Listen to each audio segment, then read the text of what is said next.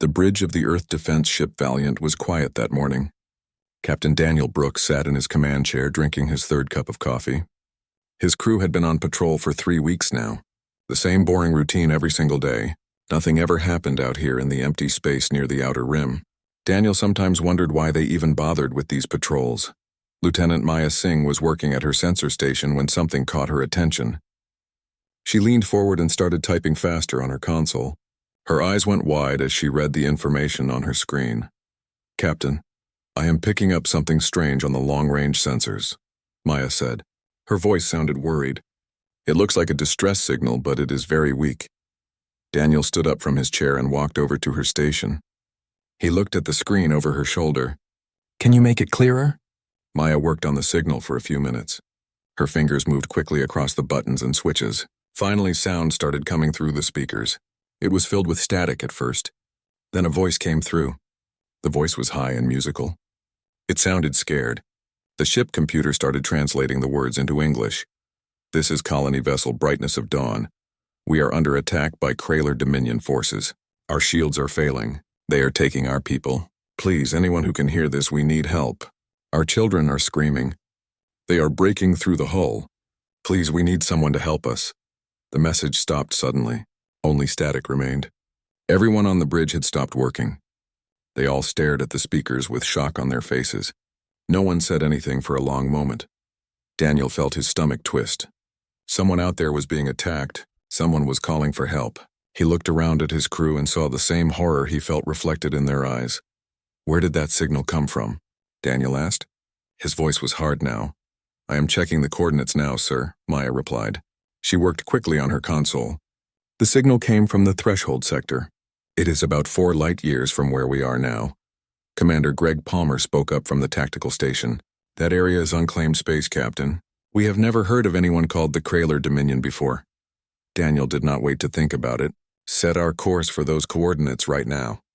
Maximum speed. I want all hands to go to battle stations immediately, and someone get me fleet command on the communication system as fast as possible."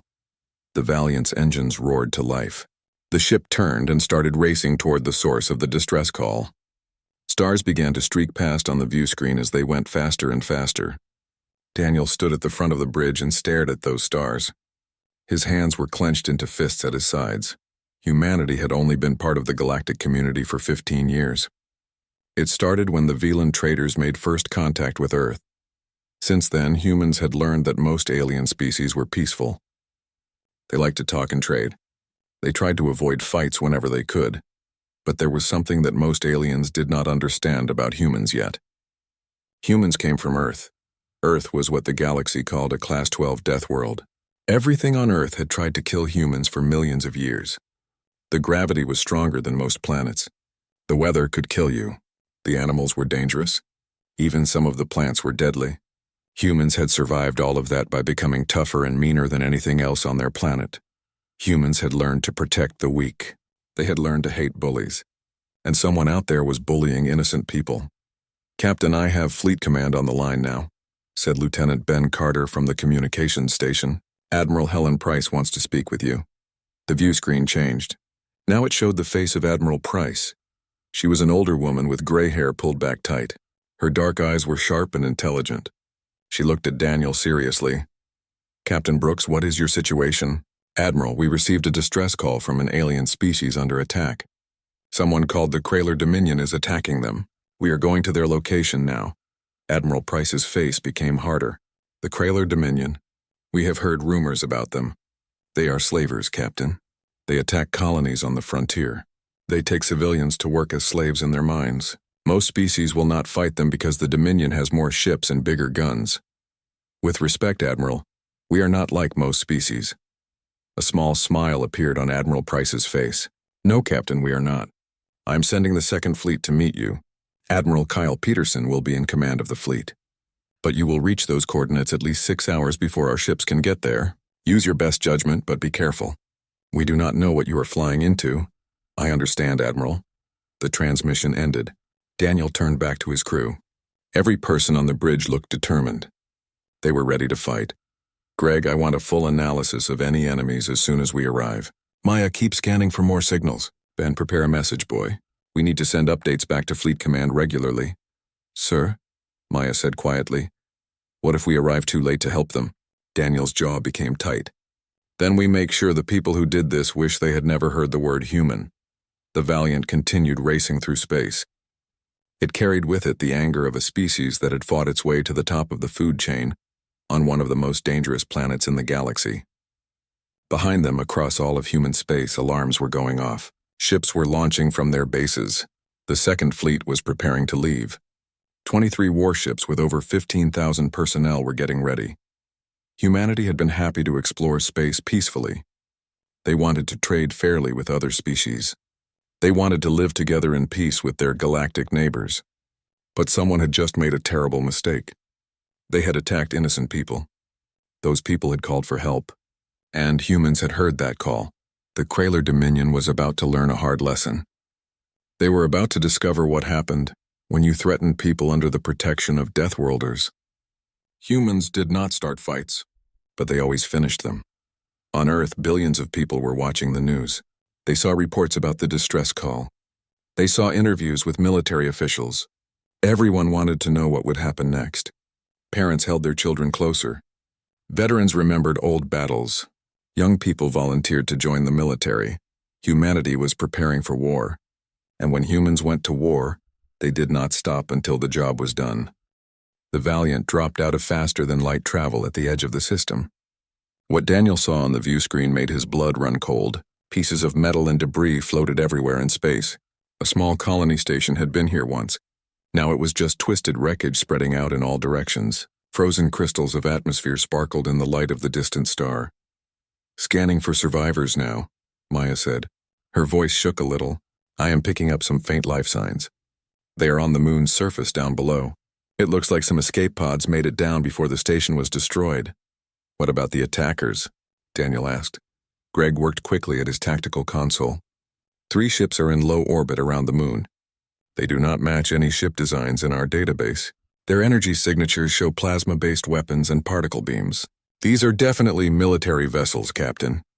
The alien ships appeared on the main view screen. They looked brutal and mean. All sharp angles and dark armor plating. Weapon ports covered their hulls like spines on a dangerous animal. Each ship was about half the size of the Valiant. But there were 3 of them against 1 human ship. Sir, they have detected us, Ben reported. We are being hailed by the lead ship. Put it through on screen. The face that appeared was reptilian. It had scales that shifted between deep purple and black. 4 yellow eyes looked at Daniel. The creature seemed amused.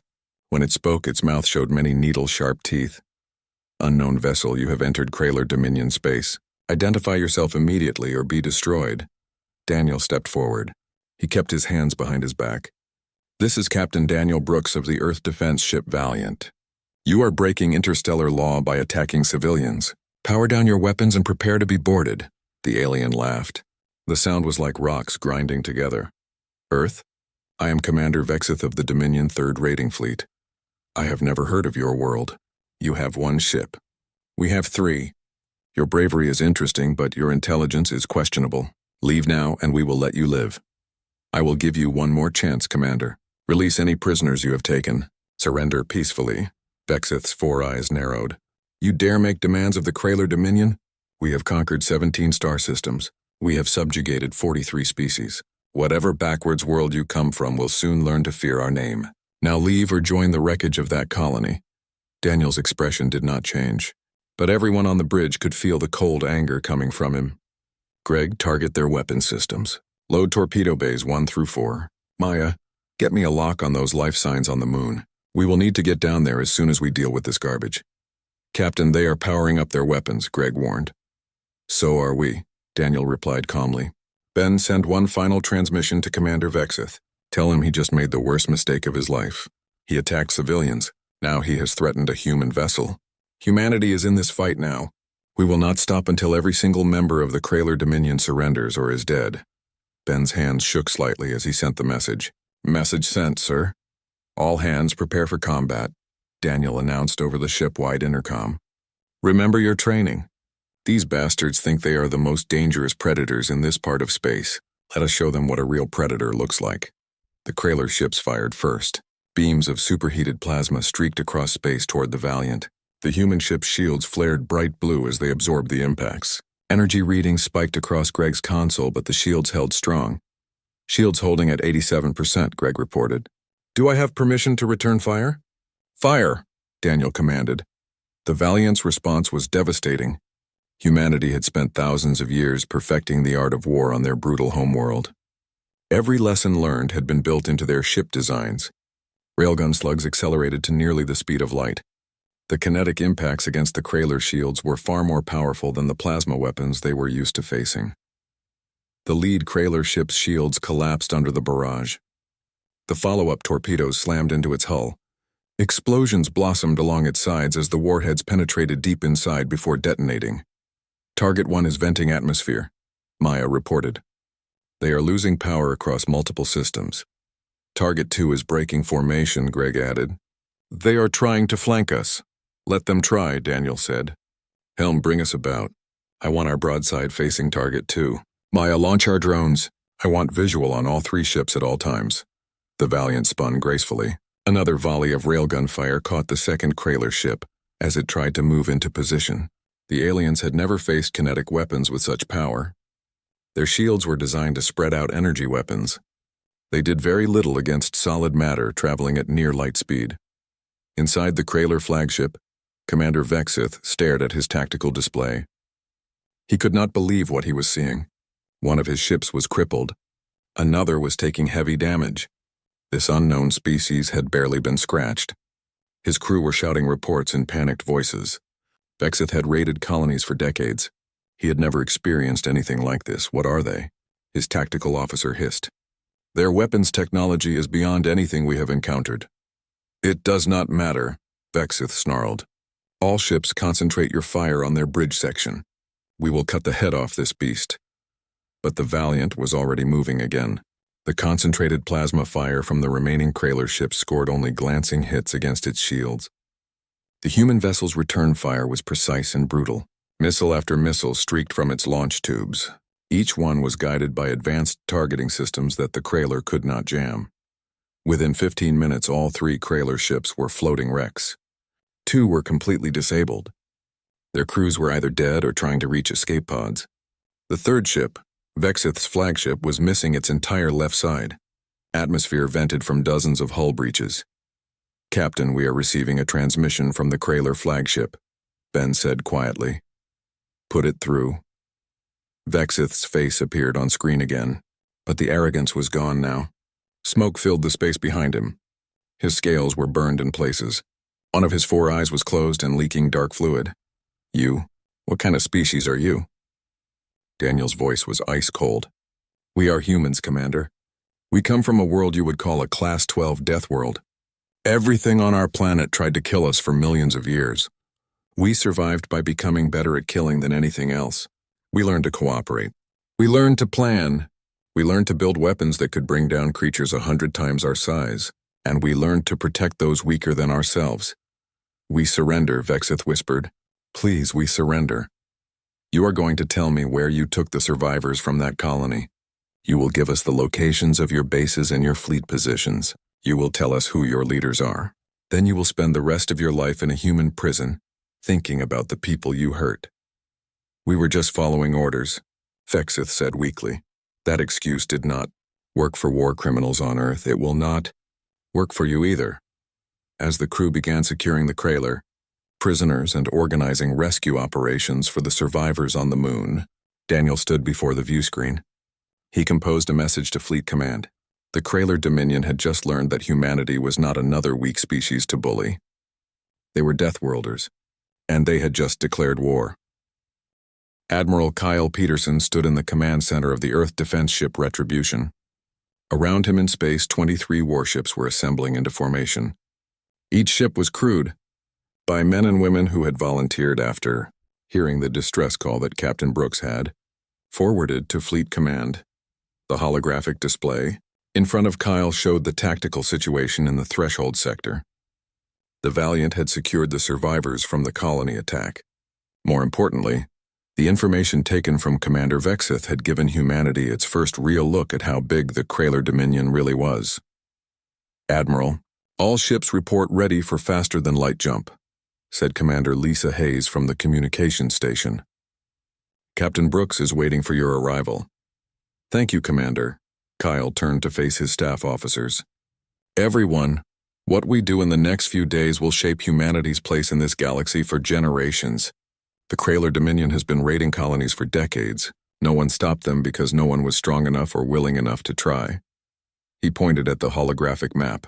Dozens of red markers showed known Krayler bases in areas where they operated. Intelligence from the prisoners tells us that the Dominion has about 200 warships. They are spread across their conquered territories. Their main base is in the Kelvar system. It is heavily fortified with both military and civilian populations. 200 ships, muttered Lieutenant Commander Jason Webb from the tactical station. We are outnumbered almost 10 to 1, Admiral. Numbers are not everything, Jason, Kyle replied with a slight smile. The Krayler have been raiding helpless colonies for so long that they forgot what it means to face a real military force. More importantly, they have never faced humans. He pulled up footage from the Valiant's fight with Vexith's squadron. Everyone watched in silence as the human ship destroyed 3 enemy vessels in minutes. Our advantages are clear. We have better weapons technology. We have better trained crews. Most importantly, we are fighting for something they cannot understand. We are not here for conquest or resources. We are here because someone called for help and we answered. Captain Nicole Freeman of the Earth Defense Ship Defiant spoke up. What is our main goal, Admiral? Are we trying to completely destroy the Dominion, or is this just a rescue operation? Kyle's expression became hard. Our goal is total liberation, Captain.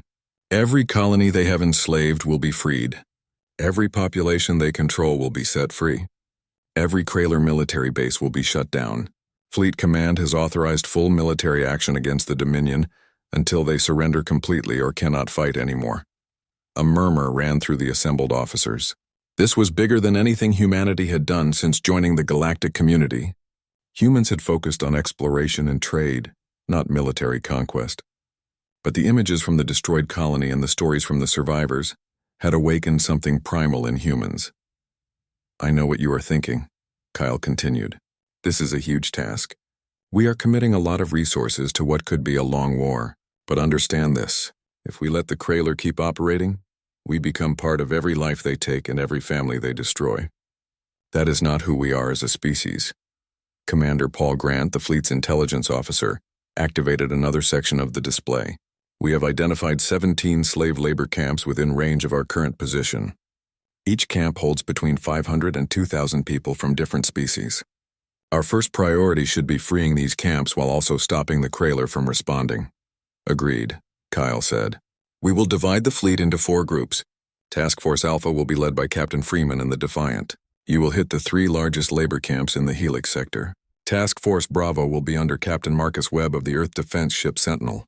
You will cut off the supply routes between Krayler bases. Task Force Charlie will be commanded by Captain Linda Morrison of the Earth Defense Ship Enforcer.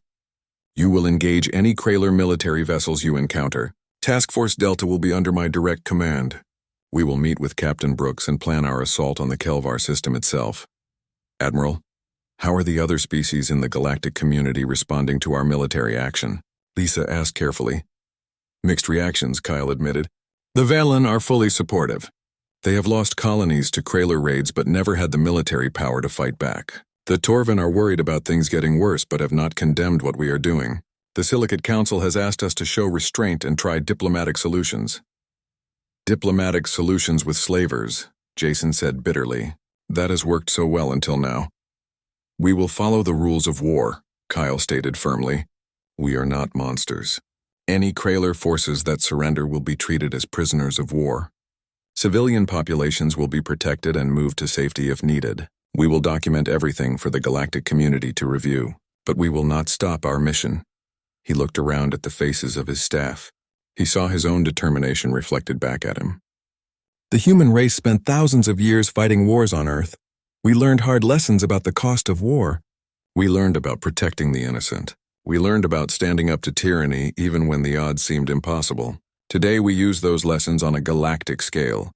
All ships prepare for faster-than-light jump, he ordered. We launch in 10 minutes. When we arrive, we show the Krayler Dominion and every other species watching exactly what happens when you threaten those under humanity's protection. The second fleet vanished into faster-than-light travel.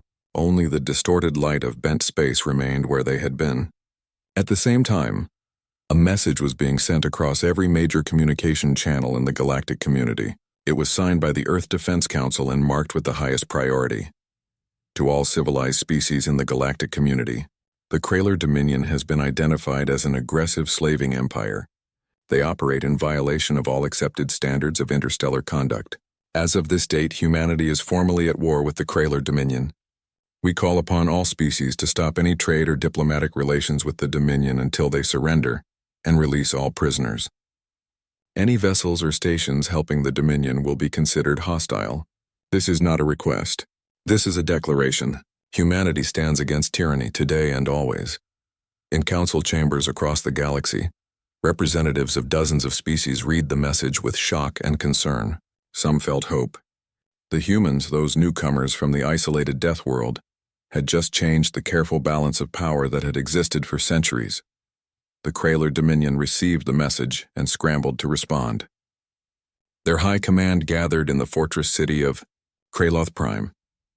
They struggled to understand how their routine raiding had turned into a threat to their existence. They only have 23 ships, one commander insisted. We have 200 vessels in our fleet. The numbers favor us. Numbers do not explain what happened to Vexith's squadron, another replied. 3 ships destroyed in minutes by a single human vessel. We have never seen weapons like theirs. As the debate continued in the Kraler Command Center, alarms began sounding across their territories. Human ships had arrived. They were not here to talk. The war had begun. The first liberation happened quickly and without warning. Task Force Alpha dropped out of faster-than-light travel at the edge of the Helix sector. 3 Kraler labor camps operated on mineral-rich moons orbiting a large gas giant. Captain Nicole Freeman commanded from the bridge of the Earth defense ship Defiant. She watched her tactical display fill up with targets. Sensors confirmed 3 camps. The Admiral's intelligence was correct, said Lieutenant Chris Baldwin, her tactical officer. Each camp has 1 Kraler patrol ship guarding it. There are also ground-based defensive weapons. Have they detected us yet? Nicole asked. Negative, Captain. We came in behind the gas giant's magnetic shadow. They have no idea we are here?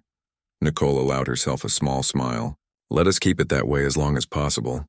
Signal the fleet. Marine dropships launch as soon as we destroy the patrol vessels. I want those camps secured within 1 hour. The human ships moved silently through space. Their stealth systems hid them from enemy sensors. Only when they were within weapons range did the Kraler sensors finally detect them. By then it was far too late.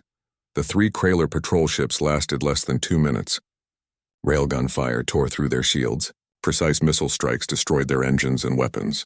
Before they could send a warning to the main Dominion fleet, their communication arrays were turned into melted metal. Ground defenses are targeting us, Chris reported. Multiple plasma cannon positions and what looks like a missile battery. Return fire. I want those defenses gone before our Marines land.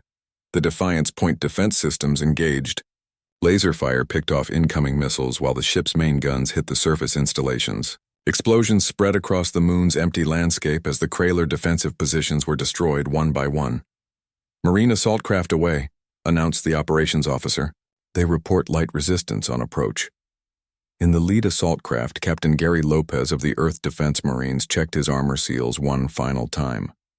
Around him, 30 Marines prepared their weapons and equipment. Their faces showed determination even through their helmet visors. Listen up, Marines, Gary said over the squad channel. Intelligence says there are 50 to 70 Kraler guards in each camp. They have plasma rifles and body armor. There are about 2,000 prisoners in Camp Alpha, our main target. Rules of engagement are clear. Any Kraler who surrenders becomes a prisoner. Anyone who fights back gets dropped. Remember, the prisoners have been through hell. We are their way out. Let us do this right. The assault craft touched down on the moon's surface. The Marines poured out in perfect formation. The Kraler guards were already confused by the orbital bombardment. Now they found themselves facing humans in powered armor, moving with terrifying coordination. The battle for Camp Alpha lasted 17 minutes. The Kraler guards had faced many species before. Most of them were physically weaker and less aggressive. But humans were something completely different. Even without their advanced armor and weapons, humans had evolved from persistence hunters. They were pack predators who had climbed to the top of Earth's brutal food chain. With their military equipment, they were unstoppable. Gary's squad broke into the main detention facility. Their armor sensors guided them through the dark corridors. The first group of prisoners they found were Valen, the peaceful traders who had first welcomed humanity to the galactic community. They were huddled in a cramped cell, thin and weak. Their large eyes were wide with fear. "We are here to help," Gary said. His suit's translator converted his words into the Valen language. "You are safe now. Can you walk?" One of the Valen, an older female with gray fur, stepped forward slowly. "Are you really here? We prayed for rescue, but no one ever came." "We are here now," Gary replied gently. "We are going to get all of you out. Can you help us find the other prisoners?" Within 1 hour, all 3 camps were secured. Nearly 6,000 prisoners from 12 different species were being loaded onto human transport ships. Medical teams were already treating the most injured. Others simply cried with relief at their freedom. "Captain Freeman, this is Captain Lopez," Gary reported from the surface. "All camps secured. No marine casualties. Krayler guards are in custody. We have a lot of people here who need help, but they are free now." Nicole's voice carried satisfaction. "Well done, Captain. Get everyone loaded up. We have 16 more camps to hit before we are done." Across Krayler-controlled space, similar events were happening. Task Force Bravo attacked supply convoys. They captured important intelligence about Dominion operations and freed prisoners being moved to slave markets. Task Force Charlie fought Krayler military vessels in running battles. They destroyed or captured enemy ships with careful efficiency. In the Threshold sector, Admiral Kyle Peterson and Captain Daniel Brooks were preparing for the biggest operation yet. The assault on the Kelvar system itself. "The intelligence we gathered from prisoners is invaluable," Daniel said, studying the holographic map of the Kelvar system. "The Dominion's high command is based on the 4th planet, Kraloth Prime. They have a fleet of 40 ships defending the system plus orbital defense platforms and ground weapons. 40 ships is still more than we have," Kyle noted. "But those ships are spread out protecting different places. If we can make them fight us in one concentrated battle, we can use our superior firepower to defeat them." The prisoners also mentioned something else. Daniel continued. "There is a secondary facility on Kraloth Prime where high-value prisoners are kept. Species leaders, scientists, anyone the Dominion considers too valuable for the regular slave camps. If we can rescue them, it would be a huge blow to Krayler prestige." Kyle nodded slowly. "So we are looking at a 2-part operation.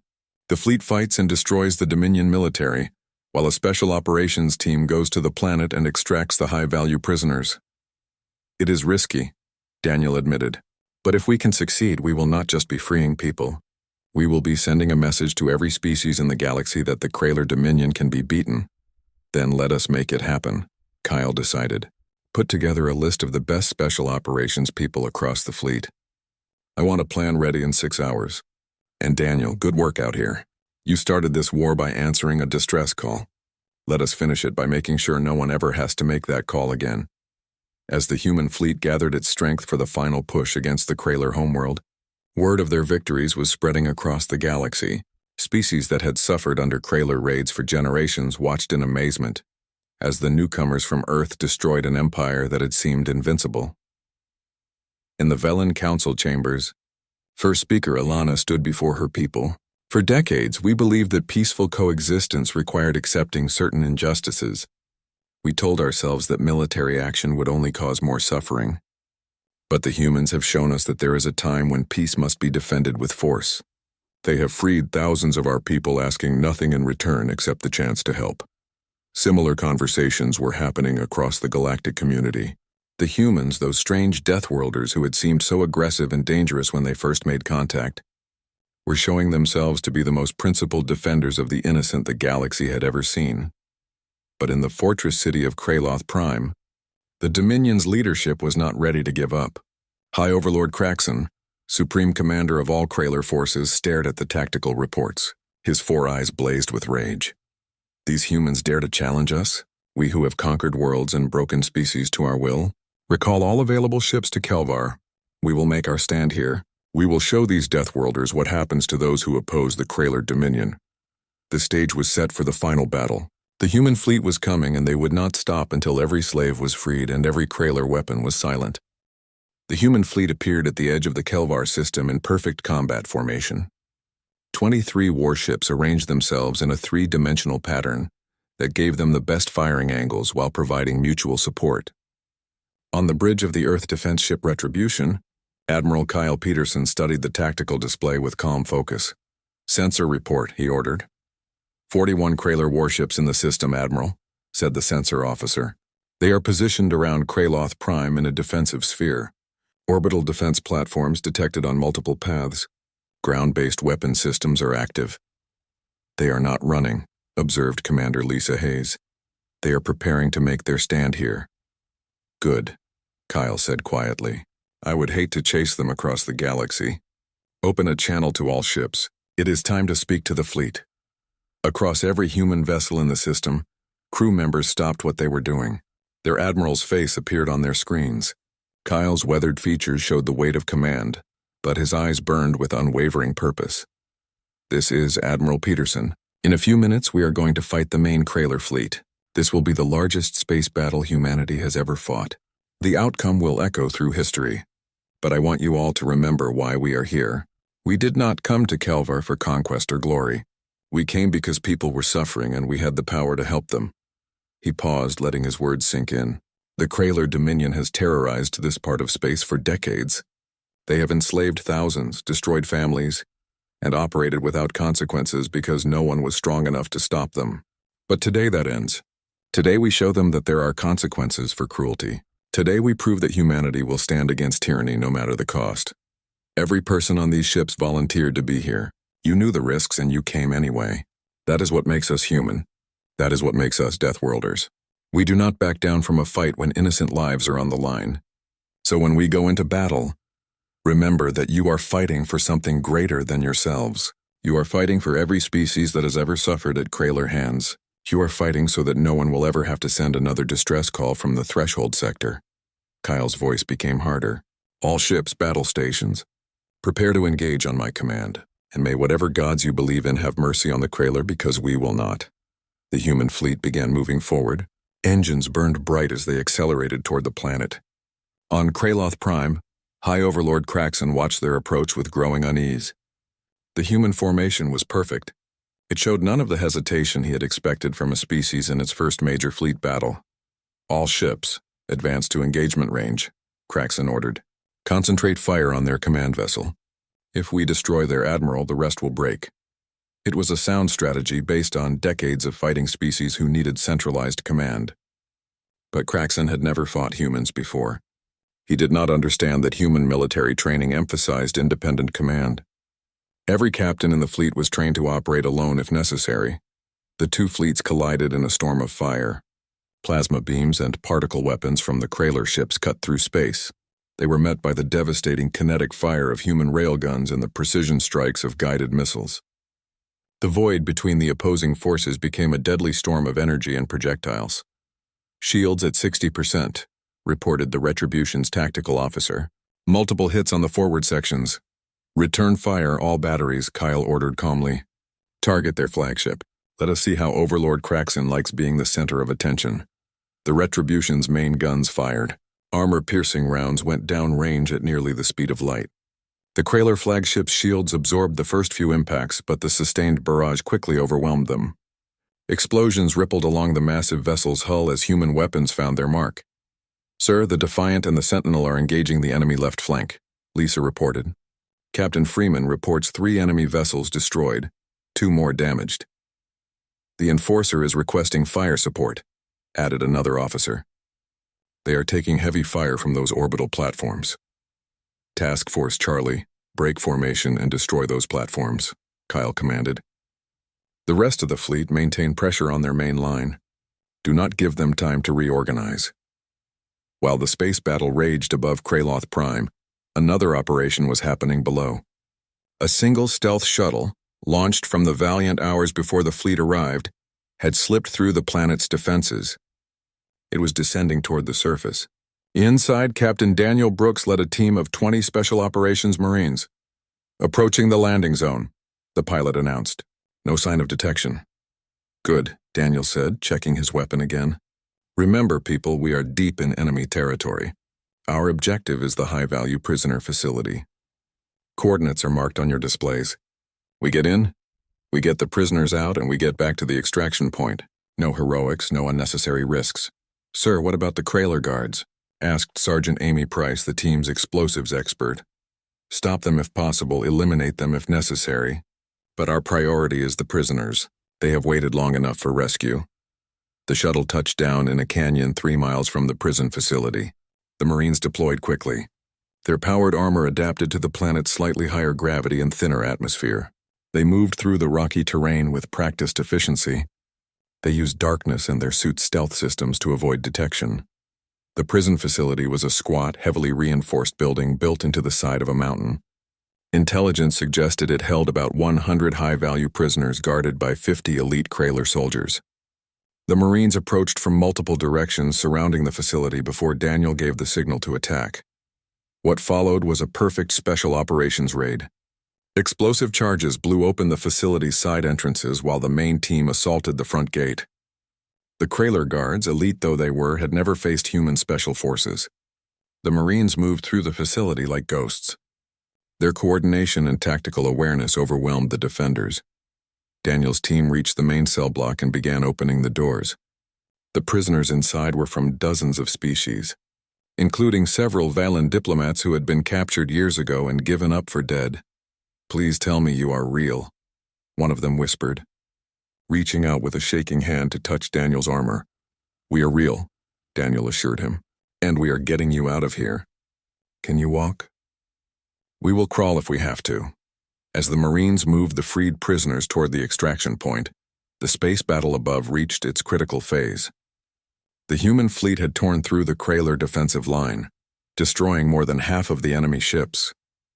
The orbital platforms were reduced to expanding clouds of debris. High Overlord Kraxen's flagship was burning. Its hull was breached in a dozen places. "All ships cease fire," Kyle ordered as the remaining Krayler vessels began sending surrender signals. "Accept their surrender and take them into custody. Transmit on all frequencies. The battle is over.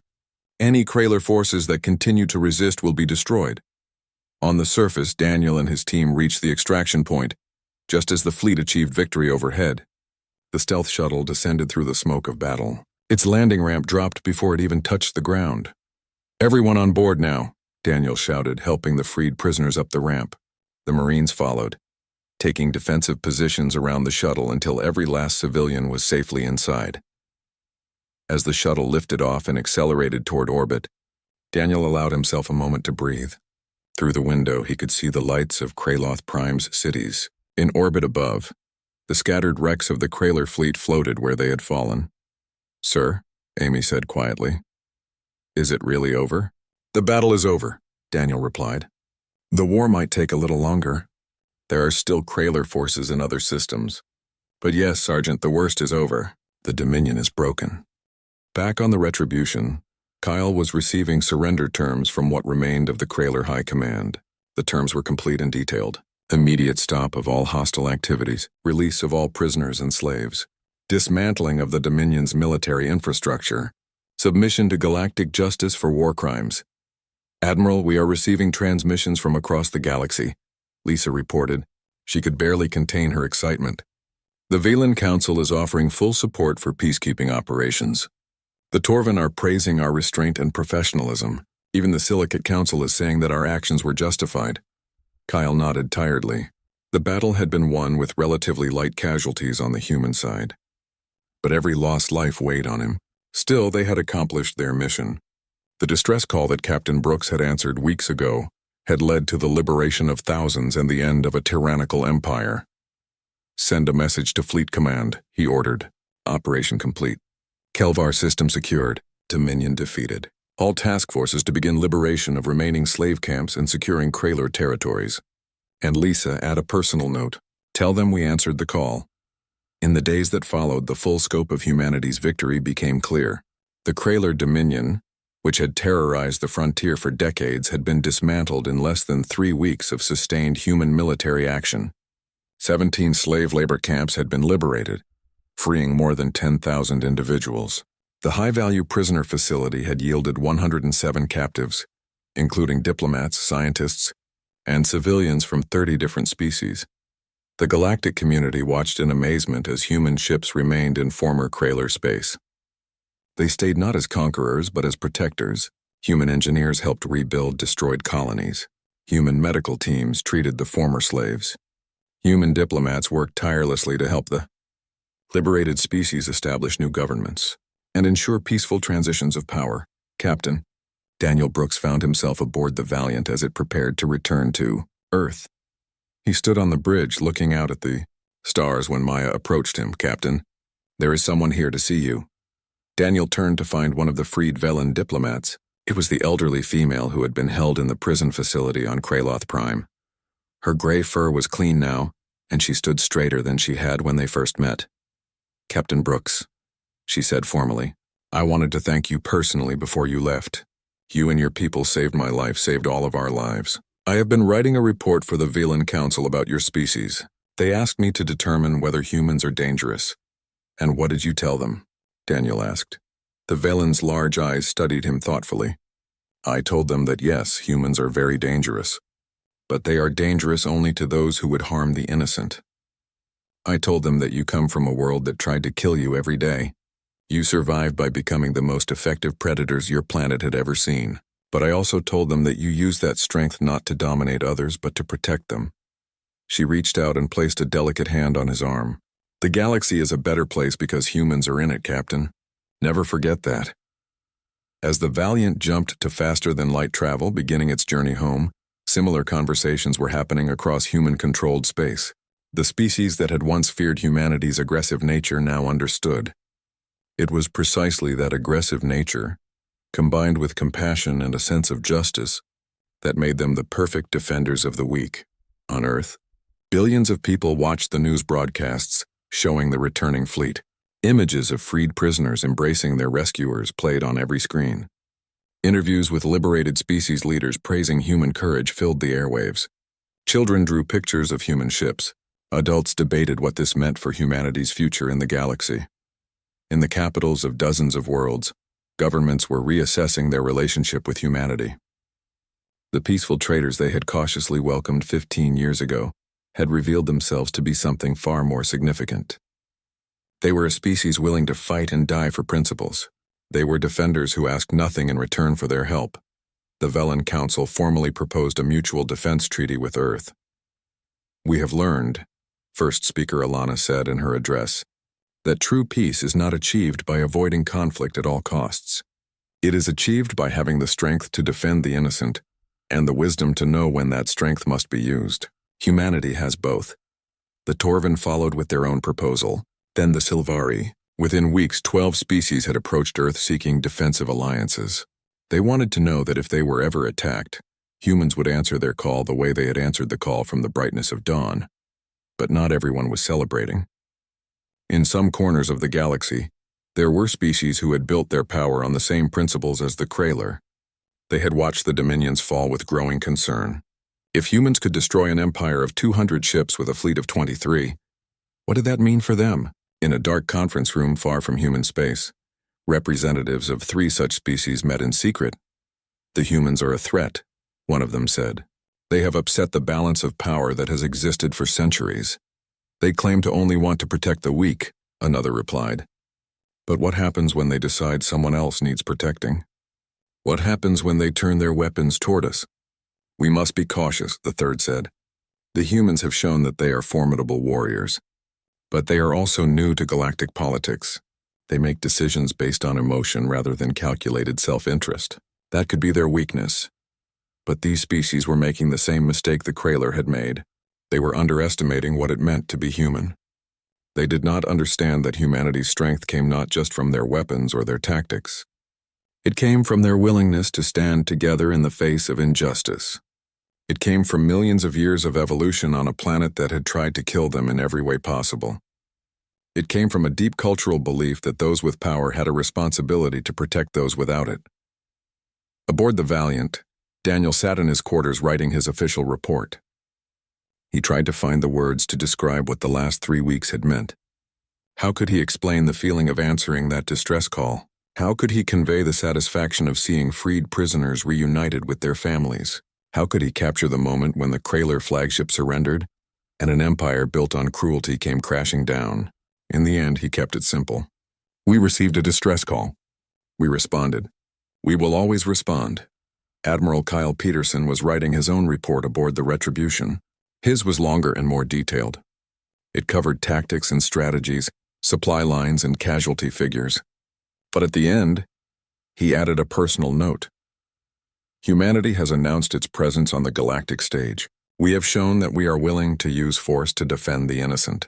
But we have also shown that we fight with honor, that we treat prisoners humanely, and that we seek peace once our objectives are achieved. This is who we are. This is who we will always be.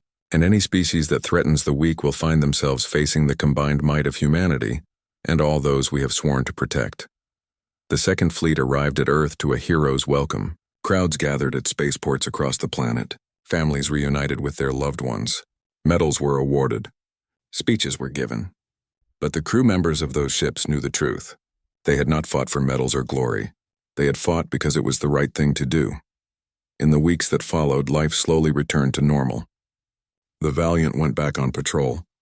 The Retribution underwent repairs and maintenance. New recruits joined the Earth Defense Forces, inspired by the stories they had heard. Humanity settled into its new role as a galactic power, but everyone knew that things had changed forever. The distress call from the brightness of dawn had set in motion a chain of events that reshaped the galaxy. Humanity had proven that they were not just another species exploring space. They were Deathworlders with a code of honor and a willingness to back up that code with action. And somewhere out in the vast darkness of space, on some distant world that humanity had never heard of, someone else might be in trouble. Someone else might be calling for help. And when that call came, whether it was tomorrow or 100 years from now, humanity would answer. Because that was what Deathworlders did. They answered the call. Every single time, the war with the Krayler Dominion was over. But humanity's role as defenders of the innocent had just begun. And the galaxy would never be the same.